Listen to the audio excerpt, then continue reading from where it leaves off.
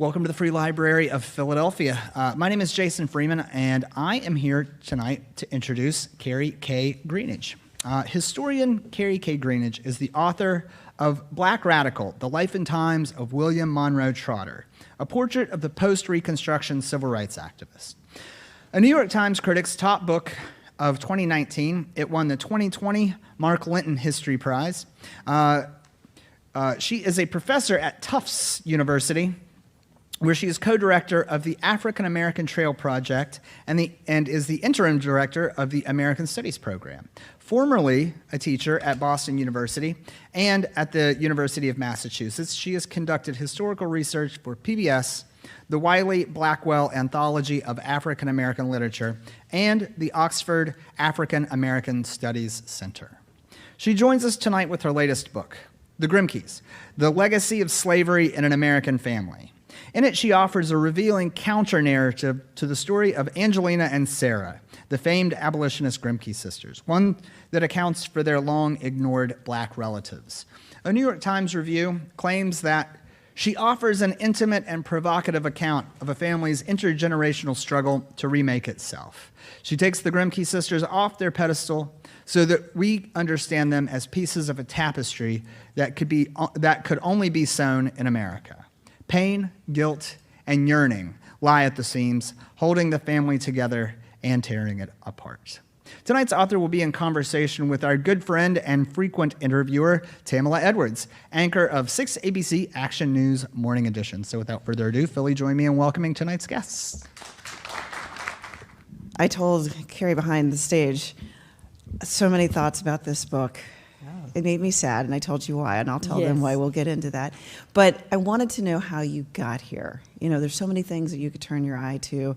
The Grimkes have been in the public eye in various ways, both black and white. Mm-hmm. What holes did you find?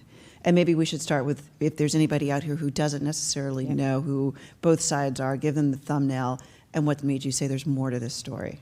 So, like many younger people in the 80s, I first heard about the Grimke sisters in school.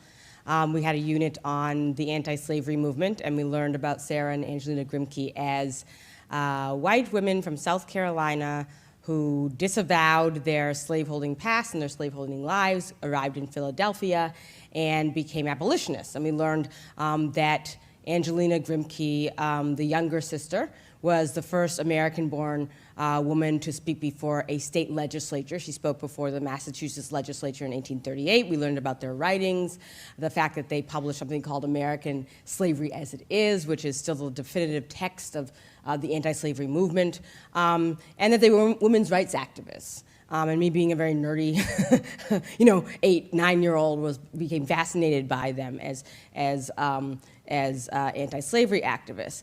As I grew older, I also learned about, in just my own family, about Archibald Grimke, who graduated from Harvard Law School, and about his brother, Frank Grimke, who was the pastor of the 15th Street Presbyterian Church. And I remember asking my grandmother if there was a connection, and she said, oh, of course there are. They're like Thomas Jefferson, right? This was like the 80s, 90s, where that was still sort of in denial. And so when I was in graduate school and when I was working on my first book about William Monroe Trotter, I came across Archibald Grimke's name all the time. And I came across stories of them in the newspapers all the time. So there's all these fabulous black newspapers that are recounting their lives, and they were sort of people who were at the top of the black upper class, the black elite at the time, so they were covered very widely in the black press. And so I kept on reading about them and kind of putting stuff aside on them. And that brought me into a window of what was true about their story that was told in the black press and that they told about themselves, and what was something that could be challenged based on just the record that I knew about the Grimke family as slaveholders. I don't study as an academic slavery in particular, but I did know from my earlier research that Charleston in particular had a particularly brutal form of slavery, and that the Grimke family were the leading slaveholders and slave traders in Charleston at the turn of the 19th century. So to me, there seemed to be like a disconnect. What was it that the Grimkes, black Grimkes, were saying about themselves that the historical record might not support.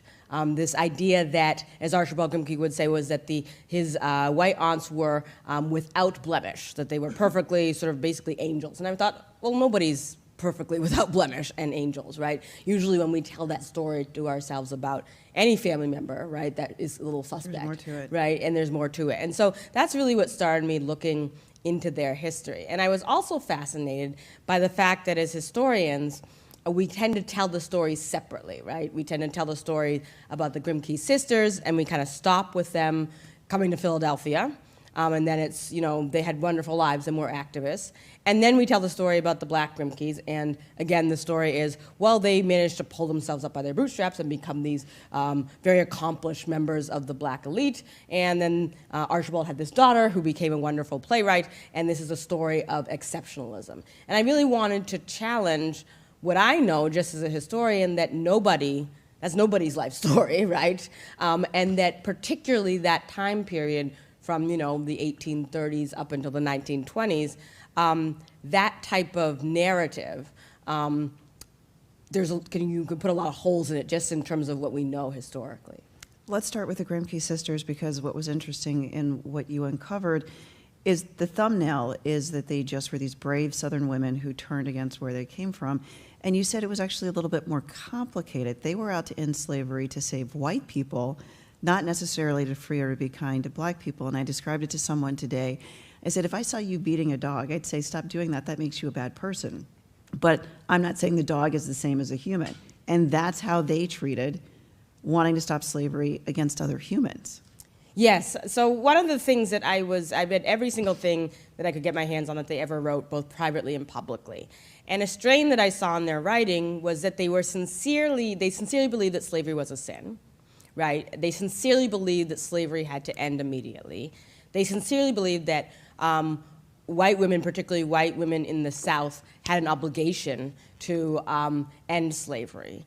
But that's very different from seeing black people as human beings who have their own political ideas, their own identities, their own opinions, their own humanity, their own families. They might have encountered black people when they came to Philadelphia who had their own history of being very radical abolitionists. The Grimke sisters, like many in their class, didn't see black people as human beings who might have their own agenda. So I likened it yesterday at a talk to seeing someone, I think your analogy is perfect, seeing somebody as a cause or as a victim, and not seeing that person as actually being equal, or somebody who might have different opinions of you that might actually be more beneficial to the cause in the long run, and not seeing somebody as someone you should listen to, right? The Grimke sisters arrived in Philadelphia in the 1820s at a time when the free black community in this city, and we're in Philadelphia, in this city, had a long history of radical abolition, of building their own churches, of having their own schools, of being sincere and radical abolitionists themselves. And the Grimke sisters arrived in the 1820s as if that didn't exist. As if the black community in which they lived, 3 blocks away from kind of the heart of the black community, as if that community hadn't been involved in its own deliverance for, a generation at least by that point. And so they really had a disconnect between ending slavery as an institution. And I point out in the book that they were sincere. It's not to say that there's something disingenuous about them, but it's to say that they never could reconcile black people as human beings with black people as cause. And in fact, the world you describe in Charleston is monstrous and paradoxical.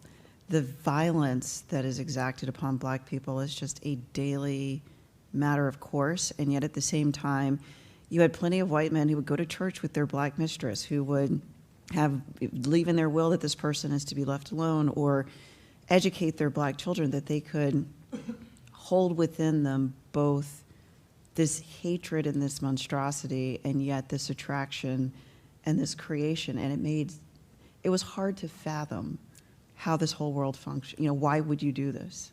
Yeah, I mean, slavery, as I was researching the book, one of the things that struck me is exactly what you're saying, that there's slavery function, particularly in Charleston, and Charleston was not unique, but particularly in Charleston in the era that focusing on the book, it functioned as a very intimate and very violent system. And it functioned as an economic system. And it functioned as a system that allowed white men in the city of Charleston to basically behave in ways that they wanted to behave, right? And that there were no consequences or repercussions for that. And that can become very dangerous, as I describe in the book.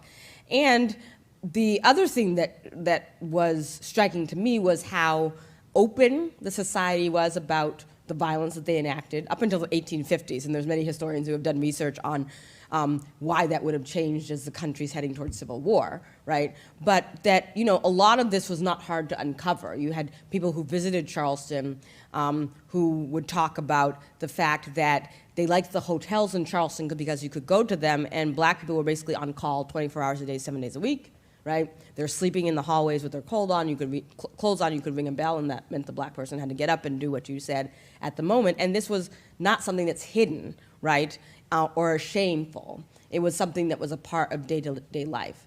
And then trying to decipher what might that have been like as a black woman who is sexually exploited by a white man who claims that you belong to them. And you have 3 sons, the Grimke brothers, and you have to raise them in this environment where you know the severe violence that's just there. But you also know that it exists alongside a very vibrant free black community that, as you're saying, some of this black community comes from relationships between white men and black women who then were given sort of a way to negotiate certain relative privileges for those children within the city. So I was really trying to fathom what must that have been like to raise your children and raise your community in that severe violence, but as you're saying, alongside this intimacy. Well, Henry Grimke, the brother to Sarah and Angelina, was proof that they were onto something, that slavery did turn you into something less than human. And into just a little run of the story, when he is young, Henry is shiftless, doesn't know what he's going to do. There's a black servant named Samuel who he makes a game of knocking his head against door frames, slamming it into tables. As you might imagine, later in life, he has a lot of neurological issues and goes to live with Sarah and Angelina, and they feel that it's their cross to bear because of their brother's behavior. But his wife dies. He takes this biracial woman slave, and she becomes the nurse and also the mother of 3 of his other children, these 3 boys. And he ministers to her when he's sick. They seem to have some sort of relationship. He leads her to believe that she will be a free woman of color, and then in the will, she leaves her and the 3 boys to one of his white sons, who she had taken care of, who, of course, as you might imagine, did not treat them well. Yes. And understanding the mentality of how you could do that, how you could seem to love this woman and these boys, and yet know what you were lining them up for. Yes. One of the most heartbreaking things was seeing that Henry Grimke, the Grimke sisters, and everyone in the family was very open about the fact that he was a terribly violent, as you're saying, shiftless, sort of sadistic youth. He pleasured in particularly picking on this enslaved young man, and in very brutal ways that was even too much for the rest of the Grimke family. And yet the Sarah and Angelina Grimke, by the time they made their way to Philadelphia, have sort of told themselves this story that Henry is a good slaveholder, right? This is kind of the narrative that happens. And many people in the Grimke household, when Henry Grimke brought Nancy Weston, the free black woman, to work in his home and eventually has 3 sons by her, Henry Grimke himself would talk about himself as maturing and becoming this kindly master. That's how he referred to himself. And yet we know that Archibald, their first son, was born in the August of 1849, and within 2 months, so by October of 1849, Henry Grimke has rewritten his will to give Nancy and any children she should have to his other son, Montague, who was white. And so part of looking at that is what type of, that's like sort of the intimacy and the violence of enslavement in the South, that you can do that at the same time you've just had a son with this enslaved woman who you put on a pedestal, who has nursed you through cholera, nursed your children, and then make the conscious decision 2 months after that baby is born that that baby and any children you proceed to have with that enslaved woman will be enslaved to your other son, right?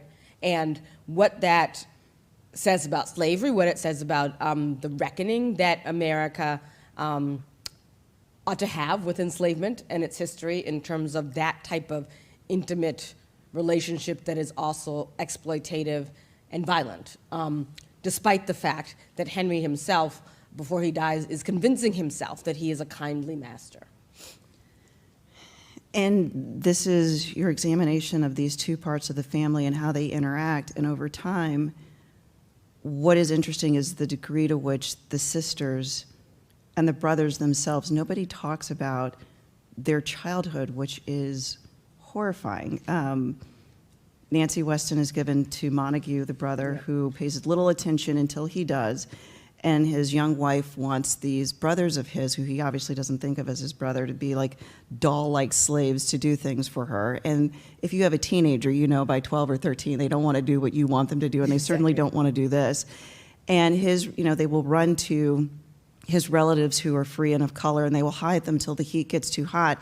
He will find them and beat them down the street, send them to prisons, abuse them in horrible ways. But the family, the sisters never discuss this. Their sisters in Charleston never discuss this.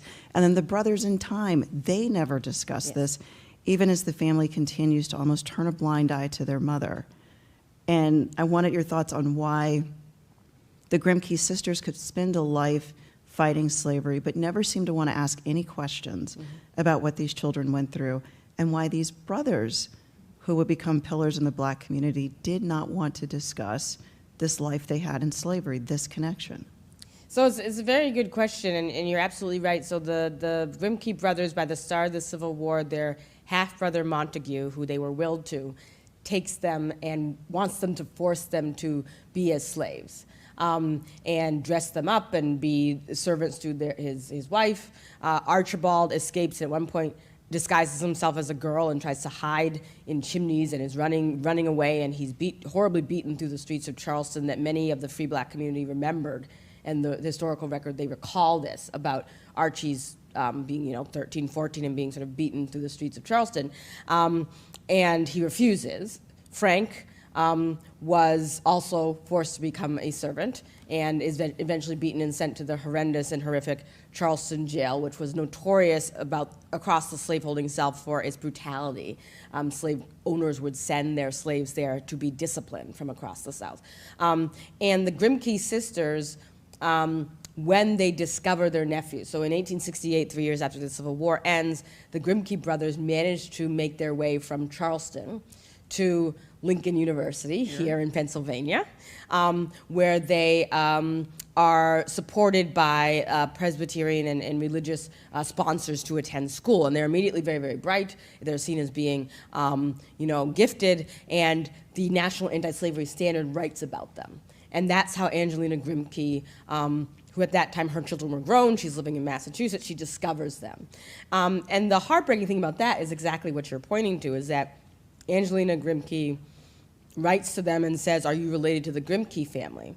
And when I was reading over her letters to Archibald, the only thing I could think of was, for somebody who grew up as a white Grimke and knew Charleston as the city of the Grimkes when she was younger, it would seem strange that she would question if this person was related to her. Just knowing her background, right, and knowing the way that the city was set up, and knowing her family's power, and also knowing her brother Henry as being horrendously violent, and knowing the society that she grew up in, and that she wrote about so eloquently when she published her own writings about slavery, that she would have like these questions about whether or not this young man at Lincoln, Black man, could be related to her. So it's a sort of a level of denial that I would say is not unique to the Grimke family. I think it's a microcosm of the way that many families who have experienced enslavement sort of are able to deny their family's culpability within that, right? Because to admit that your family in some way has benefited from this horribly brutal system is to actually, very few people can kind of actually admit that or admit anything poorly about your family's past, right? But to admit that your family, that this is what your family has produced, which is like this horrible existence until they eventually are freed for your nephews, is a leap that the Grimke sisters could not take. I would also say that there was very little language at the end of the Civil War or space for people to talk about what slavery actually was, right? In terms of families and in terms of this dichotomy of being very intimate and also being very violent. And people really not having a way to talk about it in a way that really addressed that, right? And black people themselves would talk about that kind of in whispers. But many black families, particularly families that went on to become famous, like the Grimkes, they really tried to take on the mentality of the era, which was that, yes, slavery was bad, and this was particularly true of progressives in the North, right? Slavery was a horrible thing, but black people can pick themselves up, and they're going to learn a trade, and they're going to go to school, and they're going to succeed. And doesn't this then mean that emancipation worked? Not realizing that emancipation worked because it was morally and ethically and humanly necessary. But that didn't mean that slavery wasn't devastating and violent and had long-term effects on people and communities. And there wasn't really a language to talk about that in very real ways, just like I don't think it's been until very recently that Americans have started to talk about what that actually looks like. And, because you're weaving these two families together, you show that you can think slavery is wrong, but that doesn't necessarily mean you have love for black people. Exactly. And that with these nephews of theirs, they're essentially constantly telling them, you need to live up to the Grimke name and be better than the tainted blood you have, which these boys then take on. And the way they treat the youngest brother, you had a student say exactly what I was thinking. They treat him very poorly, and I thought there was a very clear reason why. Yes, so there are three sons who are born to Nancy Weston. Archibald and Frank, the two oldest, are the ones that get the most attention in the record. They're the one's a minister, one's a Harvard graduate. Archie becomes an ambassador to the Dominican Republic. Frank, is running this church that is the elite church in Washington, D.C., if not the region. The younger brother, John, also existed. Also manages to finally escape slavery or be freed from slavery when emancipation comes. And the Grimke sisters at first agree to pay for all of them to attend Lincoln University. When John got to Lincoln University, I found no evidence that he was like a horribly poor student. I didn't find any evidence that he was any different intellectually than his brothers, but the Grimke sisters had a narrative that he was less than, and that he wasn't living up to the Grimke name, and that he was somehow not of us, right? That was the narrative I saw. And as I tried, of all the records I looked at, I could not find any evidence. Like, was there something that happened that's like a smoking gun that would indicate why they would believe this about him? And I couldn't come to any conclusions, and so I wrote about it in the book. And then I had the pleasure of talking to students, and this is why I love students. Last week, a student, when I talked at Wellesley, said, could it perhaps be that John looked more, in the one image we have of him, he looks more phenotypically African-American features? Could that be why they kind of treated him the way that they did and had a different standard? And I was like, oh, this is why students are brilliant. This is like, I had kind of had that in the back of my mind, but, as a historian, I couldn't jump to that conclusion. But, it is, probably true. What is it about John that made them categorize him as being, unworthy of their attention? And so they paid for part of his education. By the time he's a junior at Lincoln, they withdraw all financial support.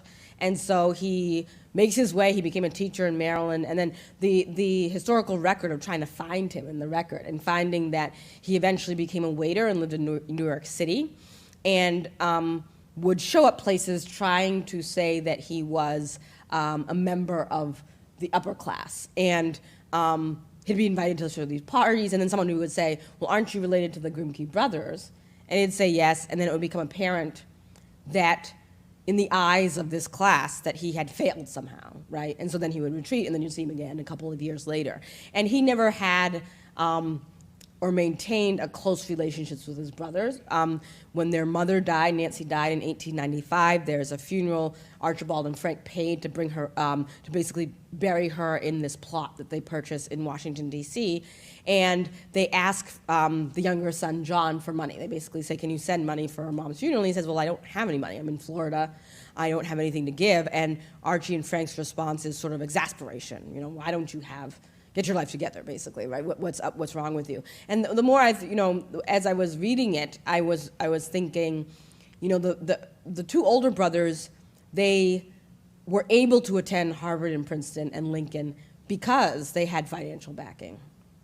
As perilous and as contingent as that backing was, as you're saying, the Grimke sisters really had no tolerance for these young teenage boys who are basically destitute when they come to Lincoln, right? They have no money, right? They're even poorer than the other black students at Lincoln, many of whom come from free black families who will send their children money or take them home in the vacations. The Grimke brothers have none of that, right? They're relying entirely on the Grimke sisters for any kind of support, food, clothing, their studies. And the Grimke sisters are very not giving it willingly, right? They will send them pamphlets and say, well, you should apply to this school. Frank gets horribly ill due to, I sort of talk about in the book, his confinement in the prison. Archie writes to his sisters and says, can he go to a doctor in Boston? And can you pay for that? And the sisters basically accuse him, who's very, very ill, of being lazy, right? This is his lazy side coming out, and he needs to just pull himself up and stop pretending that he's sick. And so Archie spends the winter banging on his brother's chest, who suffers from some type of, respiratory severe illness, and basically revives him back to health. But it gives an indication that the Grimke sisters' support for their nephews came at a price, and it definitely, that price initially was exacted on the youngest son, John, who got no financial support, and we kind of see how his life ended up. And, the old saying is hurt people hurt people. Yes. And I thought of that with the brothers because you're digging under the public perception. The public perception is, Archie is there at the founding of the NAACP. Yep. He's got this illustrious career. He's a diplomat. Frank is the head of a well-known elite black church in D.C. And yet they were as horrible in some ways to other black people yes. as the white people were. They were part of this world that to be light and to be elite, you had to be light-skinned and you had to be in this world. And they were constantly judging darker-skinned people or people who didn't fit their standard. And as you read it, you just think, my God. Mm-hmm. And yet you don't really know that side of the story. You just know these are the people who did these great things and weren't they wonderful. But it made me rethink what it would have been like to live in that time when the very people who should be helping each other were judging each other. Yeah, and it's an excellent point. It was striking to me to read the letters that Archie and Frank wrote to one another privately, to Archie's daughter Angelina privately, to other black people privately, and see them use the exact phrases that the Grimke sisters used in the 1840s to describe what they called sort of the lowly Negro slave, right? Why couldn't black people just, get their act together if they were free in Philadelphia? Right? What's wrong with them, basically? And Archie and Frank using some very similar language, almost to a T, of the lowly Negro masses is what they would say. And the disrespectability of the Negro masses was a phrase that they constantly recycled, right, over and over in these letters. And their criticisms of the black masses, right? At one point, when Frank became head of the 15th Street Presbyterian Church, he would write these sermons in which he denigrated black people for supposedly, hanging out of windows in the street, and that's why white people in D.C. were increasing control of the black school board, right? If black people kind of conducted themselves in such a way, white people in D.C. wouldn't be so judgmental of black people and of the race as a whole. And using that type of language, the same language that somebody like an Angelina and Sarah Grimke were using in the 1840s.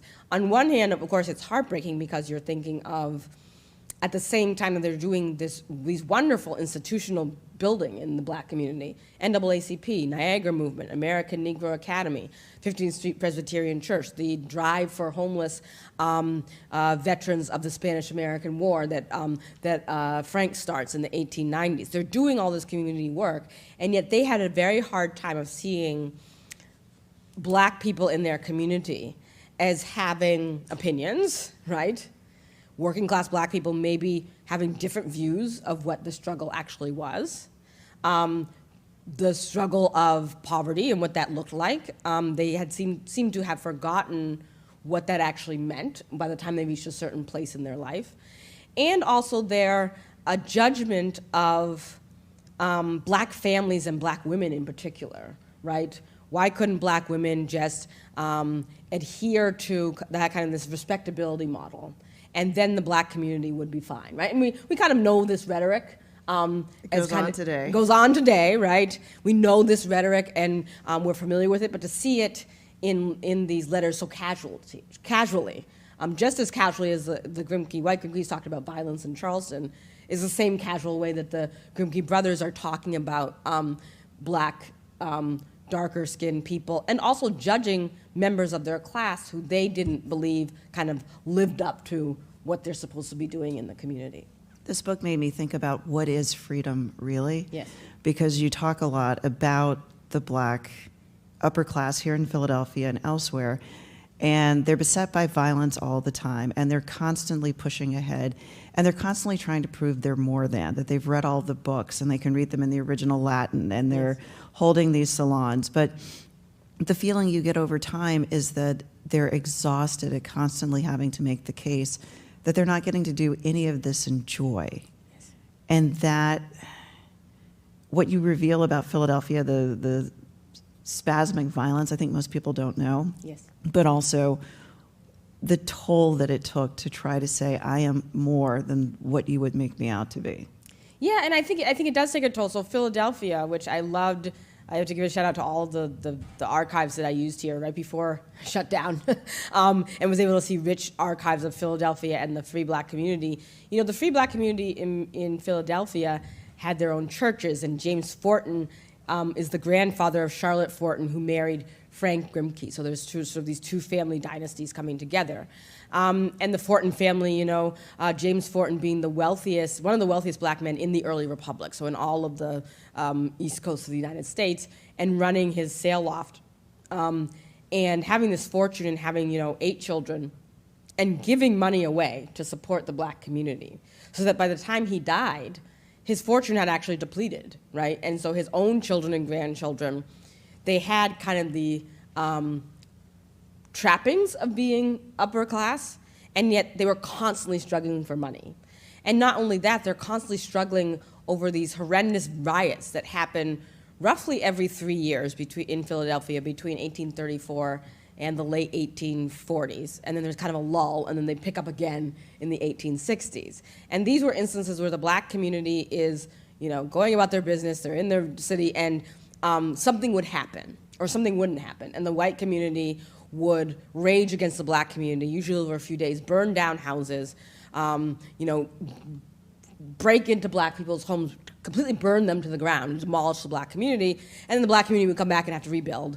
And then they'd finally rebuild, and deep breath. And then 3 years later, it would happen again, right? And just the toll that takes on a community and people over time, particularly if there's no infrastructure to rebuild. Who's helping you rebuild? Well, it's James Fortin, right? Who's giving money, let's rebuild the church that the white people burned down. I'll give my own money, other wealthier black people. And then by the time all of that, the smoke clears over time, what happens to the people who were funding that, the black community who was funding that, right? All on their own, right? And then what toll does that take on the actual people who are involved in that over time, right? And so James Fortin, he has children. Those children go on and they do become activists in their own right, but they're constantly, as you're saying, struggling to constantly having to prove, right, that they have a right to exist, right? And constantly having to reinvent themselves because the violence produces an economic tragedy and a personal tragedy that they have to rebuild from multiple times in one lifetime, right? And so it brings up, what is the actual personal and human cost of this stuff. We kind of know about it, historians. Oh, there were riots in Philadelphia, right?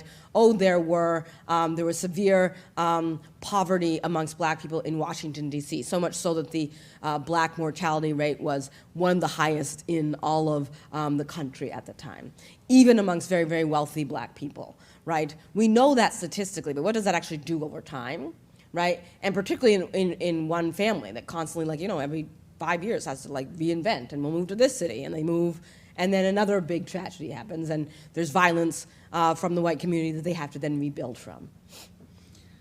And you, in the book, talking about the last generation, Archibald's daughter, Nina. Yes. They're mini Ninas. Yes. They like to trade this name around, who has an illustrious career as a creative, but she's hemmed in by a lifelong being told that she's a reprobate, that she's not doing what she should do.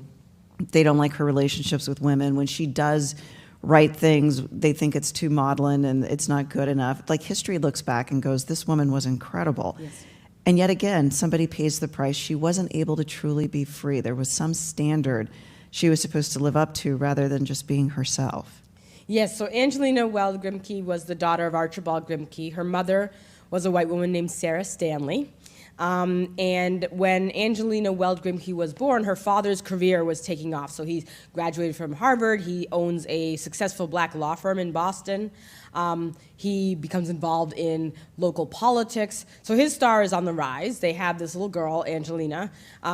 When she's 2 years old, 1882, her mother, white mother, says that she's going on a trip to Michigan to visit her own family that had disowned her for marrying a black man, and that she'll return soon. And what happens is that she doesn't return for 5 years. It's very unclear in the historical record what actually happened. She accuses Archie of having an affair. Could have happened. I don't see really any evidence that that is true. Many people, there's probably some mental illness involved in Sarah Stanley as a person. And she takes this young girl. They live in Michigan. She basically doesn't mention to Angelina that she's black at all, except when she's mad at her, right? And then she'll yell out that that's your black side showing, right? And so Angelina is growing up in this all-white environment. Where's her dad? She kind of doesn't know. And then one day, Sarah Stanley says, I can't raise this black child here. I can't do it. She literally puts her on a train and sends her back to Boston to be with her dad, Archibald Grimke. And so from there, every adult's account of Angelina Weld Grimke as a child is that, she doesn't behave. She asks too many questions. She's insubordinate is kind of the term that everybody uses for her. And nobody sort of, in keeping with the times, sort of thinks about what that trauma might have done to a 2-year-old who's now 7, put on a plane, hasn't really been told that she's black, is kind of hinted at, but not really. Then she goes to see her father, and she's in a world where he is, the leading black attorney in Boston, right? And that she's growing up in Hyde Park, which is now a neighborhood in Boston, which at the time was a suburb, where she's one of a handful of black kids in the town. And Archibald, for all of his activism, really doesn't give her the tools to talk about that, right? He's kind of just, here's my daughter, and I'm gonna, spoil her with lessons, and she gets to, she takes piano, and she's going to school, and she's succeeding, but doesn't ever talk about what just happened, right? And so by the time Angelina was a teenager, her father, Archibald, got the position as ambassador to the Dominican Republic and sent her to live in D.C. with her Uncle Frank and her Aunt Charlotte, whose own daughter died in infancy, and who are still kind of recovering from that. And their solution is she'll just go to this high school, the most prestigious high school in D.C., if not the country, M Street High School, the future Dunbar High School. She goes there, and it immediately becomes clear that, she likes to read, novels instead of French, which they have a problem with. She's very into theater and drama. She writes poetry from the time she's 7 years old that they don't understand. Why doesn't it rhyme, right? Well, now we look back and we say, well, she's really actually a brilliant, theorists of Free language. verse, yeah. Free verse is what she's doing, right? And they don't really understand. And then something happens, which again, the historical record is very vague. She has a friend, Mamie Burrill, who's a year younger than her, and something happens where her Aunt Lottie catches them together. And flips out and basically withdraws her from M Street High School halfway through the year and sends her to Carrollton College out in Minnesota for having an inappropriate relationship with a woman, right? And this kind of follows her throughout her adolescence and into her young adulthood, that her father and her uncle and her aunt are horrified that she's disrespectful, that she's living a life of what they call disrepute, right? And that she's failing. So she goes through all these prep schools. She does well in some of them, not well in others of them. She has friends, she at one point goes to a prep school in New England and falls in love with a white girl in her class, and they get on a train and they just like go out to Western Mass on the train, and her uncle asks, well, where did you go and how did you get money? And she just says, oh, we were like hanging out and this is my friend, right? And so constantly though, she's told that she's wrong, right? And constantly she's told that what she likes to do, which is really write, and she's a prolific writer, and we know that the stuff that's published by her, Rachel, her famous play, that's only one of the plays that she actually wrote that are brilliant. They're all about trauma, and they're about black women, and they're about, relationships, all the short stories she wrote and poetry. What we know and what is now published is only probably like a quarter of what she actually wrote throughout her life. And so she's producing this brilliant poetry, and it's really not until she's actually published and other people pay attention that her father says, oh, okay, well maybe, that writing thing is good. And even when she becomes a writer, her family constantly criticizing her about what she writes about, right? And the fact that she's writing about black women and rape and the legacy of rape under slavery, right? That's what Rachel, her play, is all about, right? And her family liking her success on one hand, but also really not liking the person that she is. So much so that when she finally falls in love with a man and wants to marry him, her family doesn't like him because he's dark, right? And because he was a musician, right? And they basically say, you can't marry him. Archie says it's either me or him, right? And so she then vows that she's never gonna have basically a public relationship with anybody, right? She's just gonna kind of do her own life. If there's anybody with questions, I think that we're going to open it up. And just quickly, last one from me, the price of trauma. Yes. And what it means when you don't deal with it. I mean, Nina dies essentially on her own in New York City. Frank dies with his teeth rotting out, and Archie dies sort of being left behind by history. I mean, the price they paid and what they got in return didn't seem to be worth it. Yeah, and I think it's a commentary on what is the goal, right? If the goal for, and I was writing this book in the midst of, it's like 2019, 2020, and there's all this talk about, so-and-so became the first black billionaire, or so-and-so became the first black millionaire, or so-and-so is, building this empire, and isn't it great for black people to tell those stories? And I was thinking, well, yes, but we know just historically that hasn't led to redemption, or, as you're saying, it sort of caused us to ask, well, what does that freedom actually look like for communities and for people? What does it mean if that success is riddled with trauma and you can't relate to your own family and actually talk to your own family and communities about realities, right? What does that actually mean? And what is the price of success? And will that actually save us, right, in the long run? Thank you. Hello, my name is Seth Slater, and my question is, other than Mother Bethel, what were some of the other in the free black community, what were some of the other churches and businesses that they had? Oh, wonderful question. So Philadelphia was considered the center of the free black community in the North at the time. So there was Mother Bethel Church, there was the Free African Society. By 1840, there were actually 7 black churches in the black community. The businesses that they owned, so the black businesses kind of took a shift. So James Fortin was known as a sailmaker at a time when Philadelphia was known for producing these special sails that went out in the maritime industry. He's at the forefront of that. But he also functioned as like a lender to the black community. He would lend to black people to found businesses. The black community up until the 1840s was known in Philadelphia as the caterers. So Philadelphia was known as having a fabulous restaurant scene, even then, right? And those were all run by black caterers, right? The Boyle family, for instance, the Bogle family, a branch of the Fortons opened up, the Bustill family, which was known to run a grinding mill that basically ground all of the flour for these very famous pastries that were made in Philadelphia and sold throughout the up and down the East Coast. So the black community, up until the Civil War, was really known specifically for this entrepreneurship. Again, it was a small minority of the black community. But it was known throughout the country that this was like the center of these small businesses. By the end of the Civil War, the economy changed. You have the introduction of steam travel, so that basically, far earlier than the 1860s, but that basically deadened the impact and the hold the black sailmakers had on, physically making sails. By the time you get to the 1850s, the catering business black catering business has been usurped by the introduction of immigrants from Western Europe, specifically Ireland, and then later on Eastern Europe. And so the black community had to remake itself once again. But before the Civil War, the black community in Philadelphia was the center of this free black network of businesses, of activism, of schools. So the school that the Fortin sisters ran was the premier black private school in the North. And so you had stories of black families like from Boston and from the free black community in Richmond saving enough money to send their children to go to Margaret Fortin School, which was located on Lombard Street. It was called the Lombard Street School. It had various names, and it was known because it was sort of an elite, very quality education taught by black teachers. And then those students went on to teach in the colored schools, quote unquote, in Philadelphia. Hi, my name is Anthony Viola.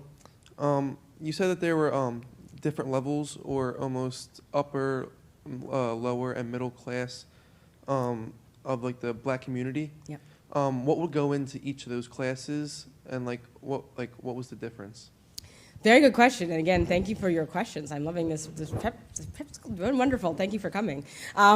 So, like all societies, black community has had gradations based on income, based on class, based on occupation, and it shifted over time. The group that I cover in the book is the group of members of the black elite that were descendants of relationships between white men, slaveholders, and black women. And by the time we get to the early 19th century, so 1800 to 1820, that class of black people who were the product of rape, the product of sexual exploitation of black women in the South, many of those people migrated to the north, specifically Philadelphia. Cincinnati was another city. Philadelphia and Cincinnati both had economic ties to the South, which I talk a lot about in the book.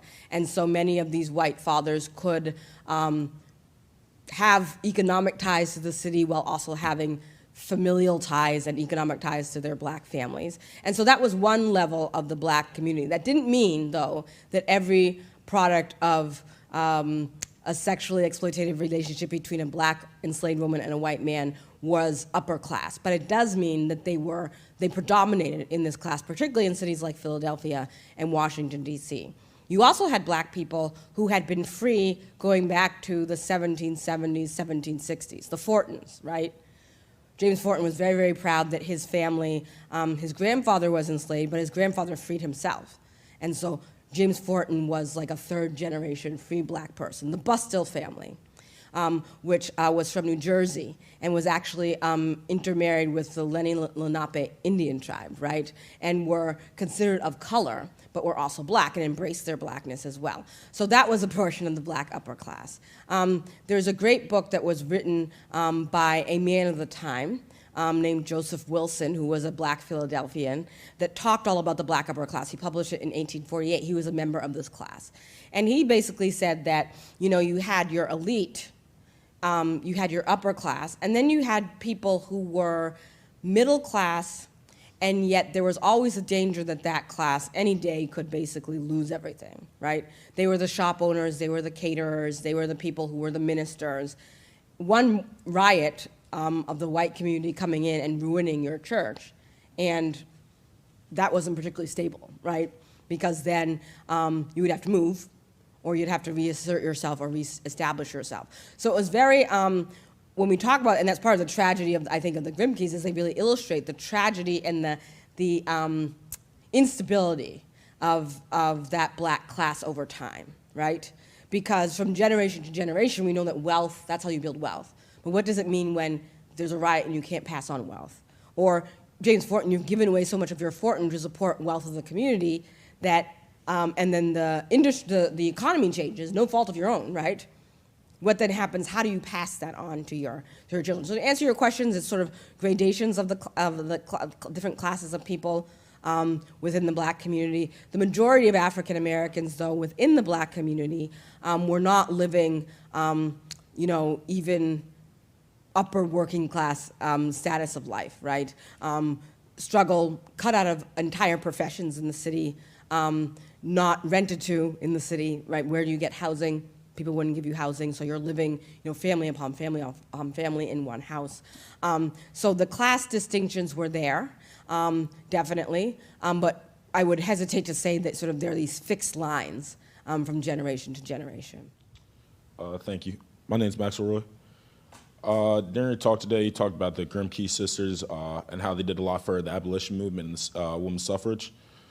They did a lot for them, but as you went over, there's many things that showed that they didn't always do a perfect job. In your time researching them, what did you notice was the biggest thing that left a mark in their history book that you think they could have done more for either the abolition or the women's suffrage movement? So good question. I think that the white Grimke sisters, they did what their class of anti-slavery activist women did, which is that they joined reform groups, they wrote their American Slavery as It Is still a canonical text that talks very deeply and interviewed former slaveholders about what slavery actually was, which was a huge wake-up call for white Northerners about what slavery was in terms of the violence and the vindictiveness of it. I would say that their biggest failing was that they never recognized that the black people they claimed to serve were human beings and individuals. And that when they came to Philadelphia, they're coming into a community that had already been very radically abolitionist. And so rather than coming in and saying, we're here to uplift these people, they don't really know what they're doing, right? Going into the community and saying, we are coming in here and this community has existed for generations. Maybe go to Mother Bethel and talk to the Fortin sisters about what organizations they run, right? Maybe support the black school, right? Rather than tell the black community that they have to get rid of that school and what they should concentrate on is getting white teachers for black students, right? And so that was really was the disconnect with that they had and that they carried into after slavery ended, right? Really seeing that their obligation to their black nephews was, we committed a sin as slaveholders in the South. The sin is in, and they would actually tell the boys this, the sin is in your existence. You exist because of the sin of slavery, right? And so to absolve ourselves of sin, we're going to support you. And yet never talking to those young men who are like, probably your age, right? To what it is that they want, right? Do they just want their mother to be able to come from Charleston and have a decent life and get a job and have, a place to be, right? Nobody ever asked the Grimke's boys what actually it is that they need or that they want. Talk to them about their experiences of being jailed and, horribly abused and physically attacked. They didn't talk to them about that. It was that this is what you're going to do, right? And you're going to do it in the way we want you to do it, right? At one point, Frank, Archie says he wants to become a lawyer. And initially, the Grimke sisters say, no, you can't become a lawyer, right? He does become a lawyer.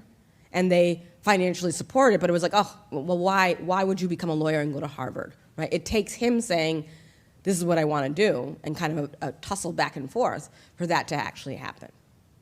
I love the novel, The Invention of Wings. Mm-hmm. Do you believe Sue Monk Kidd did a great disservice because I come knowing nothing, and I had this huge vision of these remarkable women, and now I don't. So are you angry about that novel for that reason? Of course, it did stimulate my interest to come here. Yeah. And I had no idea that they had brothers, cousins, nephews who were mixed race. So it's a good question. I think that any time fiction can get people interested in history, it's a good thing, right? Because like you're saying, I think there's a lot of people who don't know anything about the Grimkes, and they'll read a work of fiction, or they'll read any work of fiction that's historically grounded, and that'll bring them to history. I think, though, that one of the things that I try to do with my book is really challenge the myths that we continue to tell ourselves about what slavery actually was, and what would it have actually meant to be white women who grew up in that notoriously violent era of Charleston and lived in that world until they're, in their, Sarah Grimke doesn't leave the South until she's in her 30s. Angelina leaves when she's in her 20s. So that's your first 20, 25 years of your life that you've absorbed this system. And to ask and to assume that that person would go to the North and suddenly be able to see black people as people, I don't see any historical evidence and haven't seen any, that would be the case. That doesn't mean that the Grimke sisters were somehow, they were not sincere in their women's rights activism and anti-slavery, because they were, and I make sure of that in the book. Their failing was that they're seeing it through this lens of black people are something to be lifted up, and the sin is that it's hurting me, right? The reason why slavery is bad is because it's hurting white people and it's bringing sin into the nation. That's very, very different than saying slavery is a sin because it's dehumanizing people. And you know what? I should listen to those people when they're telling me what it is that they need, right? And so, no, not at all. I would say read as much as you can, but also read the history books that are actually talking about the history of enslavement and the history of free black communities and the complexities of what slavery looked like. Hundreds of years of slavery in the Americas, right? That means that no sort of little microcosm you're seeing is going to be the whole story. And anybody's discussion about, as a white person in the 1840s, about what slavery and their experiences should be dissected, right? Just as the Grimke brothers talk about their own lives should be dissected, right? About what it is that they assumed about their past. Thank you to all of you for coming out. Kerri's going to sign books for those of you who are buying books, and we really appreciate you being here this evening, and we really appreciate that you did this book. Thank you so much, and thank you to your young people for coming. Yes, young people. Yes. It's wonderful. Thank you.